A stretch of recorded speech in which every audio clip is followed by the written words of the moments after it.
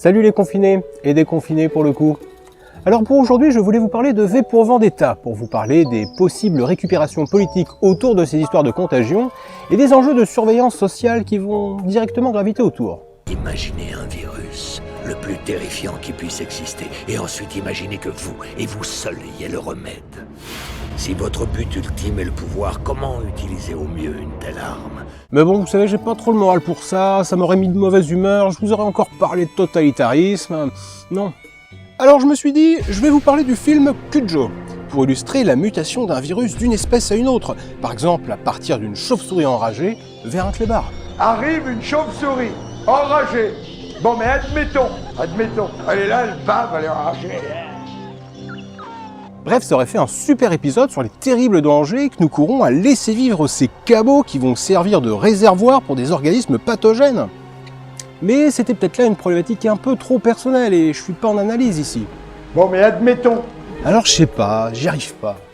Avec ce confinement, c'est quand même imposé une certaine mollesse, comme si nous avions couru trop longtemps, que nous étions arrêtés d'un coup pour retrouver un rythme un peu plus serein, pris 4 kilos de plus et qu'il nous était demandé de recommencer de plus belle.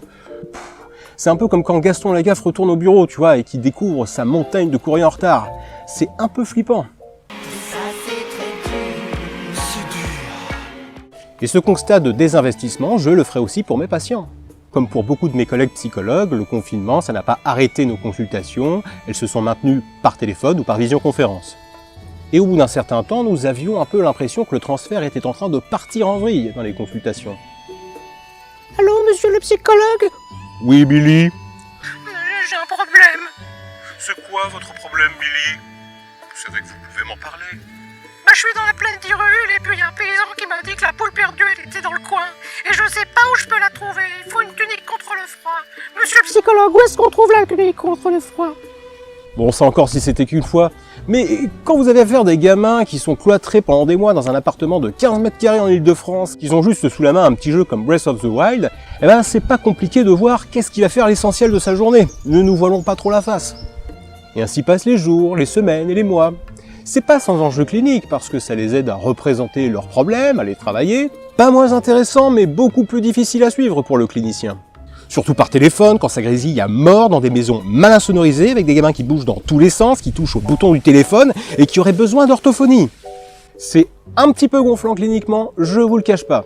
Mais même là, il faut être réactif, et pas déroger à votre rôle de sujet supposé savoir. Alors, monsieur le psychologue, comment est-ce que tu retrouves la poule perdue? Billy, je pense que la poule perdue que vous recherchez se trouve sur le mont perdu de Wakadaka, sur les neiges éternelles à l'est du peuple Gerudo. Vous trouverez la tunique anti-froid dans une petite boutique du village Cocorico.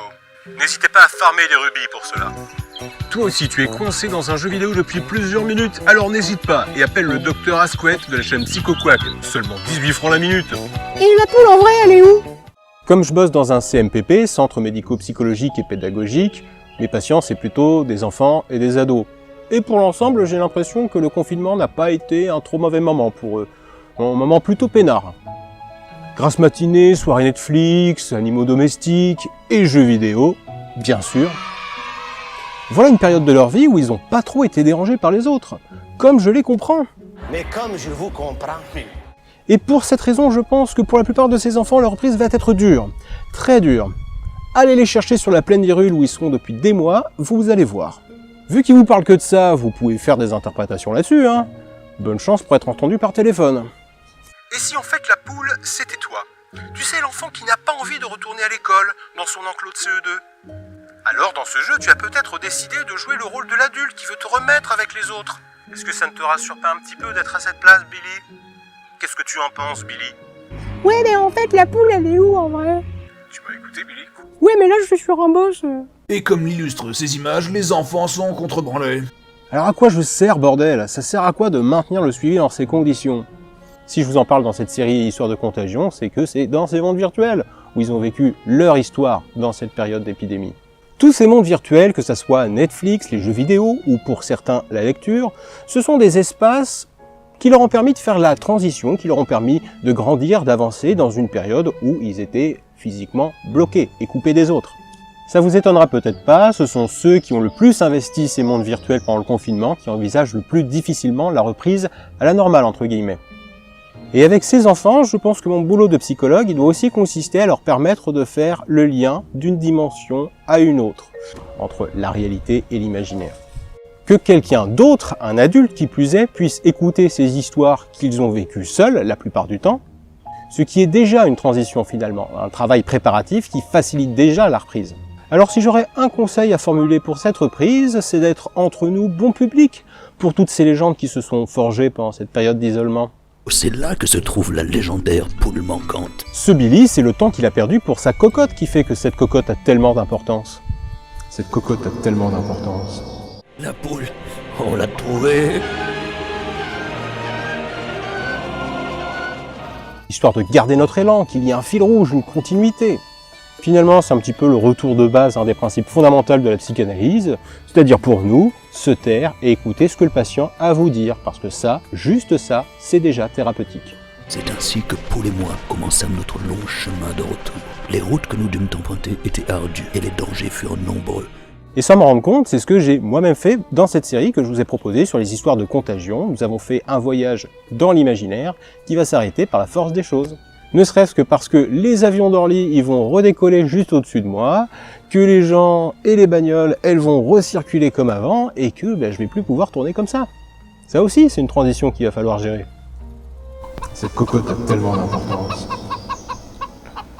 Je ne pouvais pas ne pas laisser la parole à Olivier sur ce coup parce qu'il a bien taffé pendant la période de confinement et que sa spécialité c'est justement la médiation thérapeutique par les jeux vidéo avec les enfants et adolescents. Olivier, c'est à vous.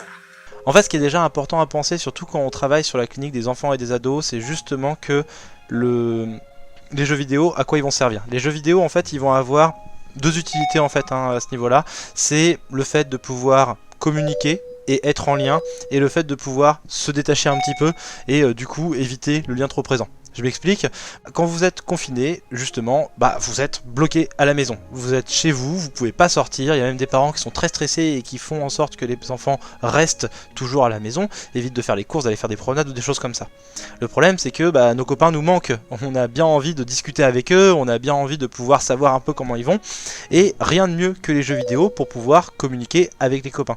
C'est pour ça que généralement, on a quand même vu chez la majorité des ados qui jouent aux jeux vidéo, le fait que ils avaient un usage généralement de jeux multijoueurs, de jouer en ligne, ils se connectaient à ces jeux pour pouvoir jouer avec leurs copains. Et ça, c'était vraiment un moment important. Ça a déjà été le cas avant, c'était vraiment ça avant le confinement, mais avec le confinement, c'était encore plus fort, parce que du coup les copains, on les voit même pas à l'école. Le deuxième point, comme je disais, c'est le fait de pouvoir mettre un petit peu de la distance. Quand on est confiné avec ses parents, c'est pas tout le temps facile d'être bloqué auprès de ses parents et de ne voir que toute la journée. Les parents qui regardent cette vidéo comprendront aussi, parce qu'ils ont vécu l'inverse, c'est pas tous les jours facile d'être tout le temps avec ses gosses. Voilà qui est fort déplaisant, merci d'en convenir. Du coup, les jeux vidéo, les écrans en général, ça a aussi servi à ça. Ça a servi un petit peu à se détacher un petit peu de cette relation qui pouvait être des fois trop envahissante parce qu'on était avec ses parents ou avec ses enfants toute la journée. Donc on avait un petit refuge dans lequel on évitait un petit peu d'être tout le temps avec l'autre près de nous et l'autre trop près de nous. Finalement, ce qui est important à comprendre avec l'utilisation des jeux vidéo, c'est qu'en effet, nous les thérapeutes, ce qu'il faut qu'on fasse, c'est, comme tu l'as très bien dit, écouter un peu ce que le jeune nous dit de son jeu. Pourquoi est-ce qu'il l'investit ? Qu'est-ce qu'il fait avec son avatar? Qu'est-ce qu'il cherche par exemple à réaliser comme action ou autre? Et nous on peut peut-être commencer à mettre un petit peu de sens, mettre un petit peu de narrativité là-dedans. Ça veut dire essayer d'expliquer un petit peu, de faire une interprétation ou autre sur par exemple qu'est-ce que j'observe de ce que tu joues, qu'est-ce que tu m'en racontes, est-ce que ce choix n'est pas lié à quelque chose en particulier?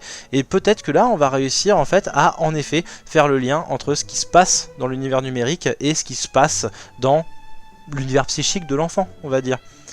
Et exactement comme avec un enfant qui joue à la poupée, qui joue au Lego ou autre, pouvoir rentrer un petit peu avec lui dans son jeu pour apporter un petit peu de notre propre subjectivité, ce qu'on pense, ce qu'on ressent, et justement en discuter avec lui, échanger avec lui, pour permettre à l'enfant un petit peu de s'ouvrir, de faire du lien et de voir un peu ce qui va se jouer.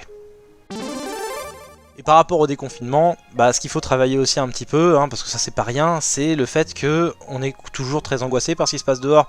Le déconfinement ne veut pas dire qu'il n'y a plus d'épidémie. Les enfants le savent, les enfants s'en rendent compte parce que les écoles n'ont pas non plus ouvert exactement comme avant, soit il va y avoir moins d'élèves dans les classes, soit on va avoir des temps de classe réduits, soit les deux, donc forcément l'enfant se rend très bien compte que la situation n'est pas comme avant, donc les jeux vidéo ça permet aussi de pouvoir avoir un petit espace safe dans lequel il n'y a pas d'épidémie, ou alors dans lequel en tout cas notre santé n'est pas directement en jeu, et du coup l'enfant va avoir besoin un petit peu de pouvoir avoir ce côté refuge. Ce qui est vraiment très important, et moi ce que j'ai remarqué avec les jeunes que je suis, et ça c'était même longtemps avant le confinement, c'est que beaucoup de parents se fichent en fait de ce que leurs jeunes font sur les jeux vidéo. Pour eux, ils perdent leur temps, ils sont sur les jeux vidéo, c'est ridicule, quand ils grandiront ça ira mieux. Alors que non, en fait, ce qui est important, c'est que le parent s'intéresse aussi aux jeux vidéo, donc il n'est pas obligé de jouer, mais au moins qu'il puisse comprendre quel intérêt va y trouver le jeune, en discuter avec lui et essayer d'échanger autour de cette pratique. Pouvoir montrer en fait aux jeunes que oui, je me rends compte que si tu aimes autant ça, c'est peut-être parce que ça t'apporte quelque chose, du plaisir, mais peut-être aussi que ça va t'apporter des choses intéressantes pour toi, donc autant en discuter ensemble et partager ce temps-là. T'as compris ou t'as pas compris? Ouais, c'est ok, on est là pour te faire plaisir. Donc pour finir, en fait finalement j'ai l'impression que ce qui a vraiment changé avec le confinement, c'est le fait que les jeux vidéo ont eu une place assez importante dans la vie familiale, notamment parce que les jeunes n'avaient pas forcément beaucoup d'activités et c'était le moyen qu'ils avaient trouvé pour communiquer avec les autres.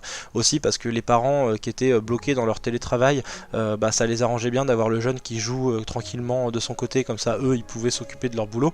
Va jouer à la Nintendo parce que j'ai besoin de calme, tu vois. Le fait que le déconfinement soit arrivé, ça fait qu'aujourd'hui il va falloir poser d'autres limites. Le jeune va beaucoup moins jouer qu'avant parce que maintenant il y a le retour à l'école, il y a le retour au travail pour les parents ou autres, mais espérons au moins que ce confinement ait permis de nous rendre compte qu'il y a plein de choses qui se passent dans le jeu vidéo et qu'on le diabolise beaucoup moins qu'il ne l'était avant, et que justement le jeu vidéo devienne aujourd'hui une sorte de lieu d'échange, aussi bien entre parents et enfants que entre psychologues et enfants, comme on essaie de faire ça depuis des années, et il serait peut-être temps que ça arrive. Pour aujourd'hui, je vais m'arrêter là parce que la vidéo est déjà sûrement bien avancée, donc je vous retrouve très bientôt pour une nouvelle et sans doute dernière histoire de contagion. Et si vous avez apprécié cette vidéo ou la série en général, laissez un petit pouce bleu, abonnez-vous, mettez la cloche, essayez de la partager autour de vous, ça fait toujours plaisir et c'est important pour la chaîne. Allez, à ciao les déconfinés!